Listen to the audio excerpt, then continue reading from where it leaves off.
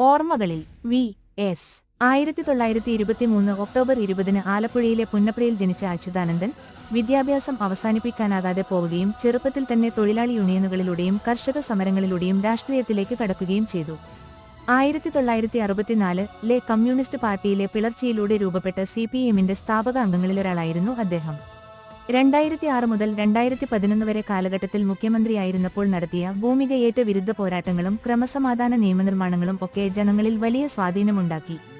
പ്ലാച്ചിമട, മറയൂർ, മതികെട്ടാൻ മുതലായ സ്ഥലങ്ങളിലെ ജനമനസ്സുകളെ ഉണർത്തിയ സാമൂഹിക പരിസ്ഥിതിതാപര്യ പ്രശ്നങ്ങളിൽ അദ്ദേഹം മുന്നിൽ നിന്നു. 2020-ൽ സജീവ രാഷ്ട്രീയത്തിൽ നിന്നും വിരമിച്ചിട്ടും അദ്ദേഹത്തിന്റെ സ്വാധീനം ജനമനസ്സുകളിൽ കുറയാതെയിരുന്നു. രാഷ്ട്രീയ സത്യത്തിന്റെ പ്രതീകമായി ജനങ്ങൾ അദ്ദേഹത്തെ കാണുകയായിരുന്നു.